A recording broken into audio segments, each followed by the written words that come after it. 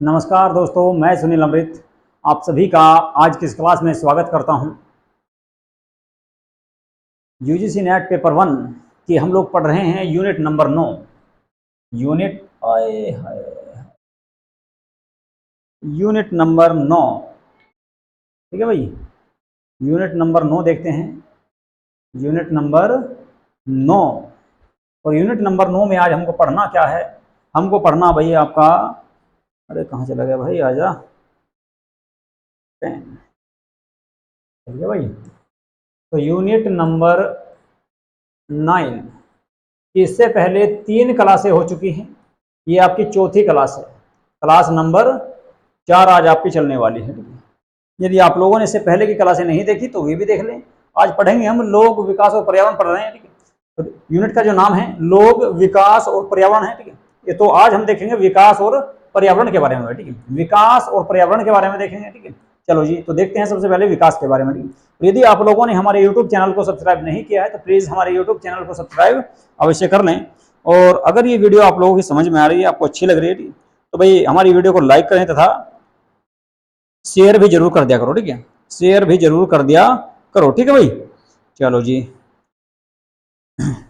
और भाई रही बात पीडीएफ की, पीडीएफ के लिए आप लोगों को मैंने बताया था कि जो पीडीएफ आपको प्राप्त होगी वो होगी कहाँ से?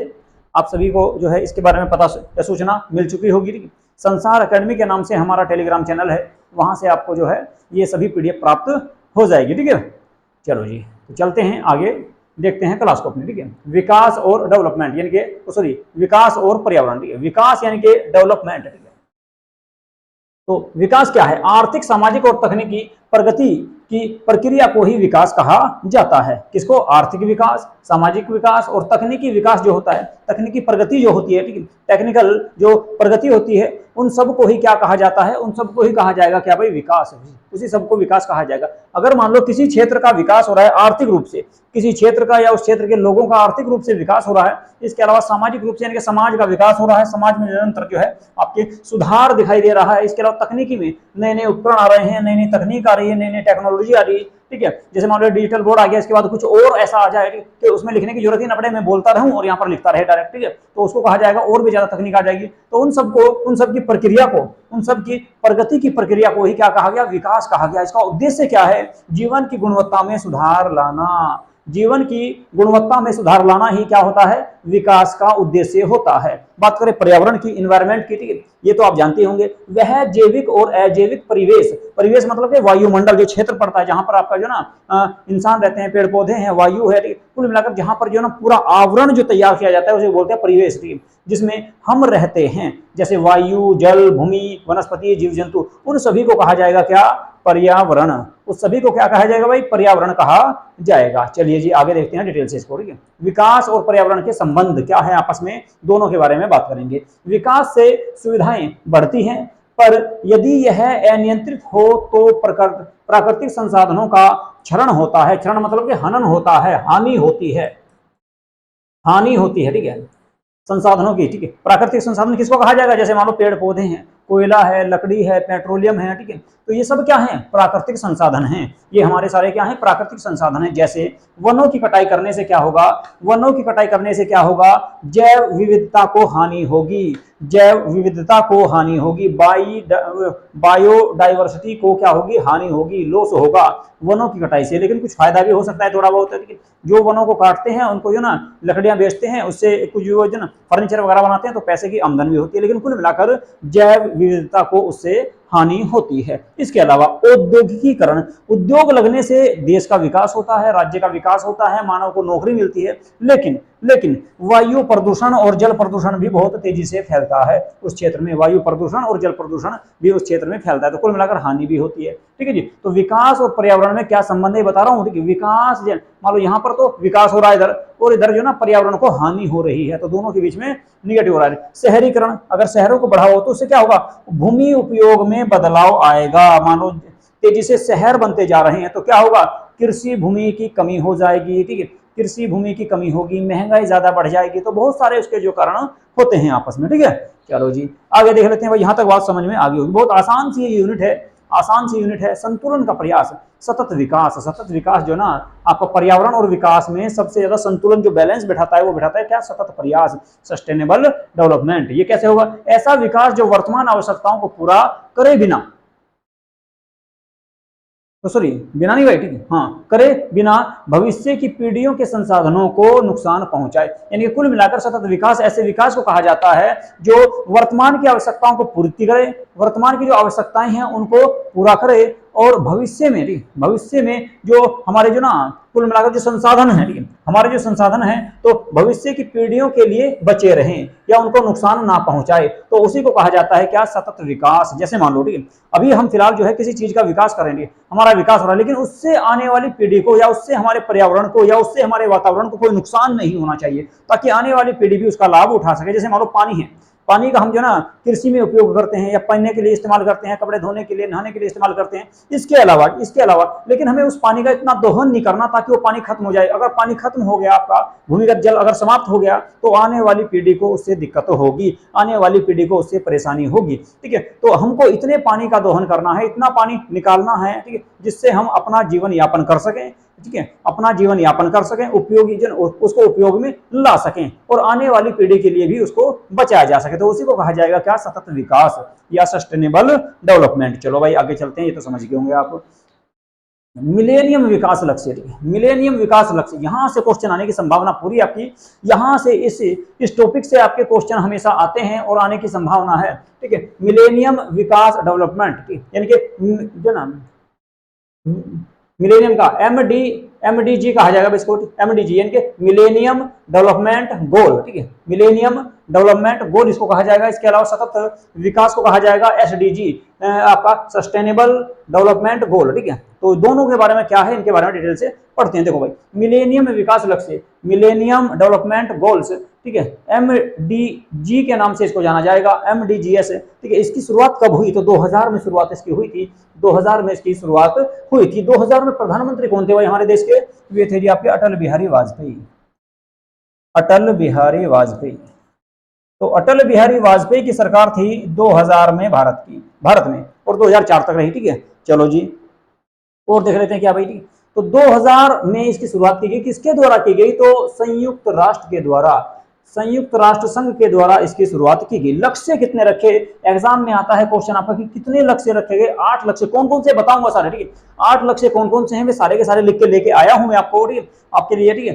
तो 8 लक्ष्य थे इसमें, जिन्हें 2015 तक प्राप्त करना था। लक्ष्य क्या रखा गया? वे 2015 तक प्राप्त करने, 2015 तक वे जो 8 लक्ष्य रखे गए थे, मिलेनियम विकास लक्ष्य जो रखे गए थे 8, उनको कब तक प्राप्त करना था? 2015 तक। तो ये भी याद रखना, 2015 तक। मुख्य उद्देश्य क्या था? गरीबी उन्मूलन, गरीबी को समाप्त करना, शिक्षा को बढ़ावा देना, स्वास्थ्य में सुधार करना, और लैंगिक समानता, यानी कि महिला और पुरुष के बीच में जो अंतर है, महिला पुरुष के बीच में जो भेदभाव है, लड़का और लड़की के बीच में जो भेदभाव है, उसको समाप्त करना, लैंगिक समानता को बढ़ावा देना, ताकि दोनों को समान माना जा सके, ठीक है भाई। तो 8 लक्ष्य कौन कौन से थे उनको मैं आपको दिखा देता हूं। रखा कब गया था लक्ष्य? 2000 में, और प्राप्ति कब तक करनी थी? 2015 में, ठीक है। 8 लक्ष्य थे, कौन कौन से थे देख लो। नंबर 1 पर था अत्यधिक गरीबी और भूख समाप्त करना। ये कई बार जो ना आपसे एग्जाम में पूछ लेगा कि एमडीजीएस के अनुसार 7वां या छठा या 7वां लक्ष्य क्या है, ये आपको एग्जाम में बताना पड़ेगा। ऑप्शन दिए जाएंगे, इनमें से ही सारे दे देंगे, और 7वां कौन सा रहेगा ये आपको बताना पड़ेगा, ठीक है। या फिर छठा पूछ लेगा, चौथे नंबर, इसी क्रम में याद करने भाई, ये बिल्कुल क्रम में लिख के लेकर आया हूं, क्रम में ही आपको याद करने हैं। बहुत मेहनत करनी पड़ती है आप लोगों के लिए पीडीएफ बनाने के लिए, ठीक है। अगले समझे। और आप लोग जो ना हमारे जो ना वीडियो को लाइक भी ना करते भाई, ठीक है। इतने लोग जो हैं आपके लगभग जो है 1000 के आसपास भी देख लेते हैं बच्चे, और लाइक वही तुम्हारे 20, 50, 100 के आसपास आते हैं, ठीक है। तो यार प्लीज जो है वीडियो को लाइक जरूर कर दिया करो, इतनी मेहनत आप लोगों के लिए कर रहा हूं भाई, ठीक है।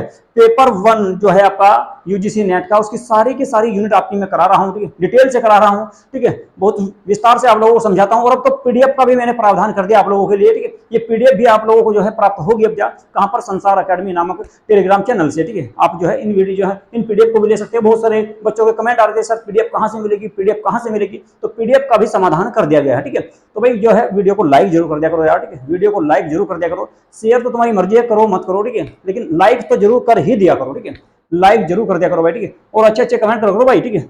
चलो जी, बात समझ में आ रही है या नहीं आ रही ये भी बता दिया करो। तो सबसे पहला जो है अत्यधिक गरीबी और भूख समाप्त करना। कुल मिलाकर सबसे पहला जो लक्ष्य रखा गया इसमें वो था भाई जो ज्यादा गरीबी फैली हुई जिन क्षेत्रों में, जैसे अफ्रीका के बहुत सारे देश थे, यूपी में अगर बात करें बिहार वाला क्षेत्र था, पूर्वी उत्तर प्रदेश का अगर जो क्षेत्र था, इसके अलावा और भी बहुत सारे क्षेत्र, झारखंड और छत्तीसगढ़ वाला क्षेत्र था। तो ऐसे क्षेत्रों में क्या करना है, गरीबी को समाप्त करना है, गरीबी को और भूख को समाप्त करना कुल मिलाकर पहला लक्ष्य तो ये रखा गया। दूसरा सार्वभौमिक, सार्वभौमिक का मतलब सभी को प्राथमिक शिक्षा सुनिश्चित करना, यानी कि कुल मिलाकर उस देश में या उस क्षेत्र में सभी को प्राथमिक शिक्षा तो कम से कम प्राप्त होनी चाहिए, यानी कम से कम कक्षा 8 तक तो प्रत्येक बच्चा पढ़े, ये सुनिश्चित करना होगा।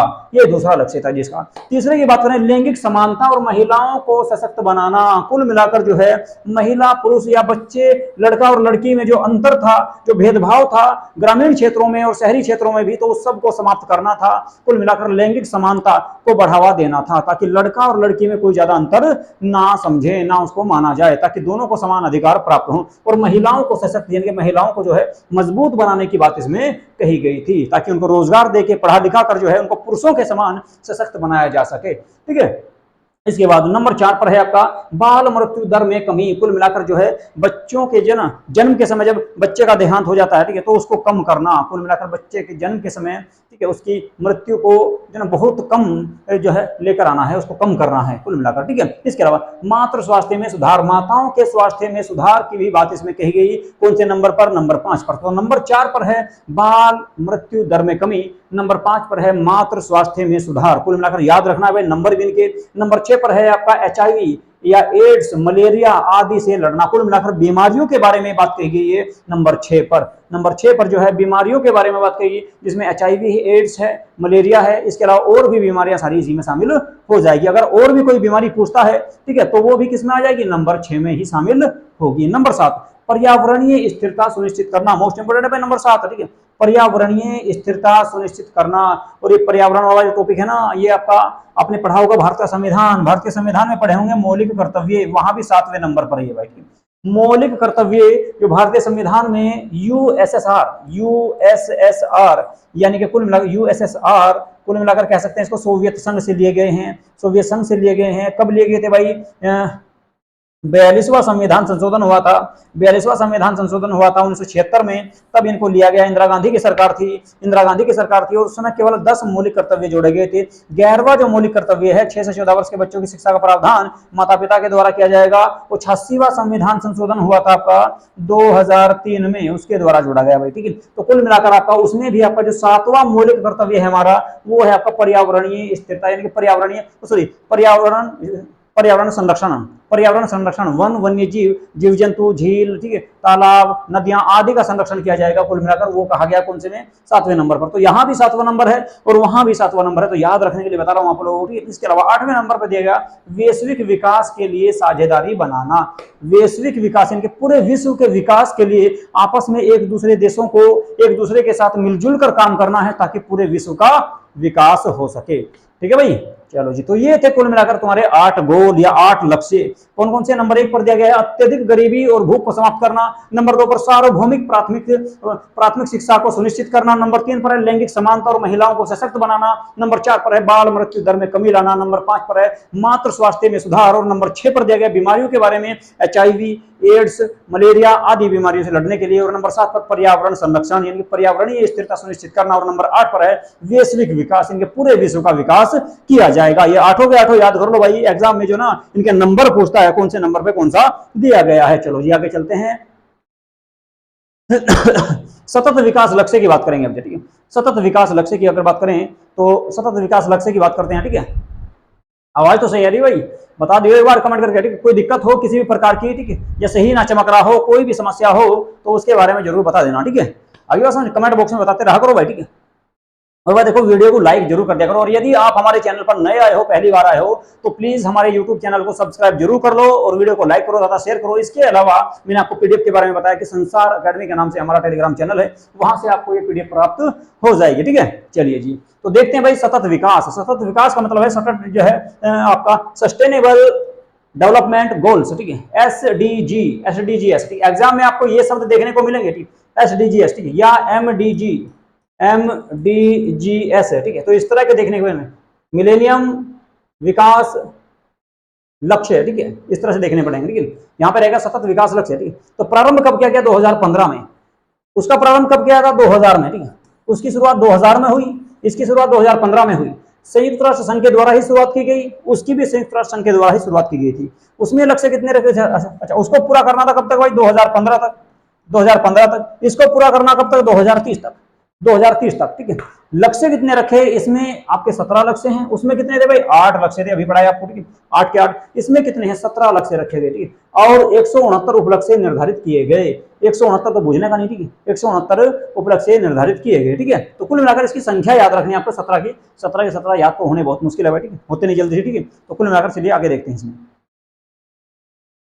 एसडीजी के प्रमुख उद्देश्य क्या कहते हैं? मैन पॉइंट क्या थे वे देख लो, ठीक है, क्योंकि 17 के 17 याद होने नहीं है, ठीक है। लेकिन जो मैन है वे आपको देख लो, ठीक है। सभी के लिए स्वास्थ्य शिक्षा सुनिश्चित करना, पहला तो ये था आपका। क्या था जी? सभी के लिए स्वास्थ्य सेवाएं और शिक्षा सुनिश्चित करनी है। दूसरा, स्वच्छ जल, यानी कि सबको साफ पानी मिलना चाहिए। दूसरा, स्वच्छता, यानी कि उसका जो क्षेत्र है, जिस क्षेत्र में वो निवास कर रहा है, वो क्षेत्र जो है ना स्वच्छ होना चाहिए, साफ होना चाहिए, उपलब्ध कराना, ठीक है जी। चलिए, जलवायु परिवर्तन से मुकाबला। जलवायु परिवर्तन से मुकाबला करने की भी क्षमता होनी चाहिए। जैसे कि आप भी फिलहाल देख रहे हो ना, आप 2025 में आज मान लो, आज जो है आपका क्या है? आज है आपकी कितनी? 23 मई। आज 23 मई और तापमान देखो कितना बढ़ रहा है, ठीक है। गर्मी कितनी ज्यादा हो रही है, ठीक है। गर्मी कितनी ज्यादा हो रही है, ठीक है। तो कुल मिलाकर जो है ना, जलवायु परिवर्तन से मुकाबला करना होगा। स्वच्छ ऊर्जा को बढ़ावा देना। स्वच्छ ऊर्जा जैसे सौर ऊर्जा, पवन ऊर्जा, जल विद्युत, ठीक है। तो ऐसी ऊर्जाओं को बढ़ावा देना है, या ज्वारीय ऊर्जा, ऐसी ऊर्जाओं को क्या करना? बढ़ावा देना है। स्थायी शहर और समुदाय, कुल मिलाकर जो है ना, शहरों को स्थायी करना है, ठीक। अभी आप देख रहे हैं ना, तापमान बढ़ने के कारण क्या हो रहा है? ग्लेशियर बहुत तेजी से पिघल रहे हैं, और ग्लेशियर तेजी से पिघलने से क्या होगा? जो ना, नदियों में जल की मात्रा ज्यादा बढ़ रही है, और नदियों का जल कहां पे जा रहा? समुद्र में, और समुद्र का जल स्तर बढ़ता जा रहा। तो बहुत सारे शहर, कई सारे शहरों को ऐसा कहा जा रहा है कि डूबने की उनकी आशंका है। जैसे कि आपका इंडोनेशिया के बहुत सारे द्वीप डूब जाएंगे। इसके अलावा भारत में मुंबई शहर को भी ऐसे कहा जा रहा है कि ये भी आपका जलमग्न हो जाएगा 2045 के आसपास तक। इसके अलावा आपका लक्षद्वीप और मालदीव जैसे क्षेत्रों को भी खतरा है भाई, ठीक है। जल स्तर बढ़ेगा तो ये क्षेत्र डूबने की संभावना है। तो कुल मिलाकर जो है, शहरों को स्थायी और समुदाय को विकास किया जाए। न्याय संगत संस्थाएं, कुल मिलाकर ऐसी संस्थाएं बनाई जाए, जैसे कि सुप्रीम कोर्ट है, हाई कोर्ट है, ऐसी संस्थाएं बनाई जाए जो न्याय संगत हो, लोगों को सही प्रकार से न्याय प्रदान कर सके। इसके अलावा साझेदारी, कुल मिलाकर एक दूसरे देश को आपस में, या एक दूसरे राज्य को, या एक दूसरे व्यक्ति को आपस में जो है साझेदारी से काम करना होगा, तभी जाकर जो है विकास होगा, किसका? देश का भी और विश्व का भी, तथा आपका भी।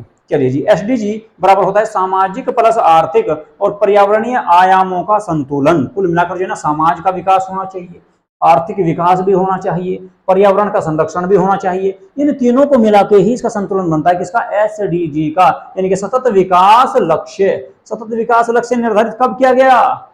कब किया गया भाई, ठीक है। अभी पीछे पढ़ाया था मैंने आपको कि इसका जो निर्धारित जो किया गया, ये सतत विकास लक्ष्य, इसकी अगर बात करें तो 2015 में किया गया था। देखो ये लिख रहा कहां पे, कहां गया भाई, कहां गया? ये रहा भाई, 2015 में निर्धारित किया गया, 2030 में लक्ष्य रखा गया, 2030 तक प्राप्त करने 17 लक्ष्य थे। मैन पॉइंट आपको बताई दी मैंने कौन कौन से थे इसमें भाई, ठीक है। ये देख लो जी कौन कौन से थे। एक तो स्वास्थ्य और शिक्षा को ध्यान में रखना, स्वच्छ जल और स्वच्छता को ध्यान में रखना, जलवायु परिवर्तन को ध्यान में रखना है, स्वच्छ ऊर्जा को बढ़ावा देना है, स्थायी शहर समुदाय को ध्यान में रखना, और न्याय संगत संस्थाएं और साझेदारी को बढ़ावा दिया जाएगा। तो कुल मिलाकर ये है आपके, तो इसको प्राप्त करना कब तक भाई? 2030 तक। लक्ष्य कब रखा था? 2025 में। तो किसने रखा? सॉरी 2015 से। किसने रखा? संयुक्त राष्ट्र ने। आगे बात समझ में? चलो जी आगे देख लो और क्या है भाई। आगे दिखाया भाई मैंने तुलनात्मक सारणी लेके आया हूं आपकी एमडीजी की। एमडीजीएस और एसडीजीएस में क्या क्या अंतर है, या किस किस दोनों में, इनमें विशेषता क्या है, समानता क्या है, तुलना कैसे कर सकते हैं। विशेषता की बात करें तो उद्देश्य सबसे पहले देखते हैं, इसका उद्देश्य क्या है और इसका उद्देश्य क्या है, ठीक है। देखो भाई, मिलेनियम डेवलपमेंट गोल्स का जो उद्देश्य है वो है गरीबी और बुनियादी मानव आवश्यकताओं पर ध्यान देना। कुल मिलाकर गरीबी दूर करनी और मानव की जो आवश्यक वस्तुएं हैं उनकी पूर्ति करनी है। एसडीजी सतत डेवलपमेंट गोल्स का क्या उद्देश्य है भाई? सॉरी सस्टेनेबल, ठीक है। व्यापक सतत विकास होना चाहिए, तो पर्यावरण का संरक्षण करना है, समावेशी यानी सबका भी विकास करना है, कुल मिलाकर पूरे समाज का, पूरे विश्व का, पूरे संसार का विकास करना है, ठीक है भाई। कुल लक्ष्य की बात करें तो इसमें 8 रखे गए, इसमें 17, 8 के 8 बता देते। इसके मैन जो थे मैंने आपको बता दिए। प्रारंभिक वर्ष इसका कितना था? 2000। इसका कितना? 2015। लक्ष्य कब तक पूरा करना भाई? 2015 तक, इसमें 2030 तक। याद रखना क्वेश्चन आते हैं इसी सारणी से, आपको एक दो क्वेश्चन देखने को जरूर मिलेगा, ध्यान रखना इस क्लास से, ठीक है। इस क्लास से आपको एक क्वेश्चन तो पक्का देखने को मिलेगा, ध्यान रखियो भाई, ठीक है। आगे बात समझे। तो कुल मिलाकर 20-22 मिनट की जो ना ये वीडियो है आपकी, ये क्लास है, और यहाँ से आपका एक क्वेश्चन है कि कुल मिलाकर 2 नंबर पूरे पक्के होने वाले हैं। लागू किस क्षेत्रों में किया गया भाई? विकासशील देशों में इसको लागू किया गया।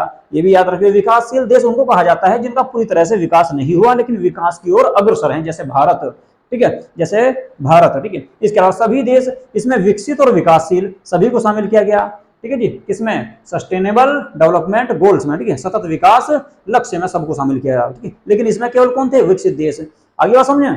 चलो जी आगे देख लो भाई क्या है, आगे कुछ नहीं, ठीक है। तो कुल मिलाकर आज की क्लास होगी तुम्हारी पूरी, ठीक है। तो आज की क्लास आप लोगों को कैसी लगी इसके बारे में जरूर बताइए भाई, ठीक है। कमेंट बॉक्स में कमेंट करके जरूर बता दिया करो, ठीक है भाई। जब आप अच्छे अच्छे कमेंट करोगे तभी तो जो ना हमारा कॉन्फिडेंस लेवल बढ़ता है और हम और अच्छी तरह से आप लोगों को समझाने का प्रयास करते हैं, ठीक है। तो प्लीज जो है कमेंट बॉक्स में जरूर बता दिया करो कैसी आपको क्लास लग रही है, कोई समस्या है किसी भी प्रकार की पीडीएफ की या कोई और समस्या, ठीक है। वैसे तो तुम्हारी समस्या का समाधान कर दिया गया है, अगर कोई समस्या है और भी किसी भी प्रकार की तो बता दिया करो भाई, ठीक है, उसको भी आपका समाधान कर दिया जाएगा, ठीक है। चलिए जी, और यदि आप लोग हमारे चैनल पर बिल्कुल नए हैं, आज पहली बार आए हैं, तो प्लीज़ हमारे यूट्यूब चैनल को सब्सक्राइब अवश्य कर लें और वीडियो को भाई लाइक जरूर करके जाइए, ठीक है। वीडियो को लाइक जरूर करके जाइए और हो सके तो शेयर भी कर दो और एक जो है बेहतरीन सा कमेंट भी कर दिया करो, ठीक है भाई। चलो जी, नमस्कार।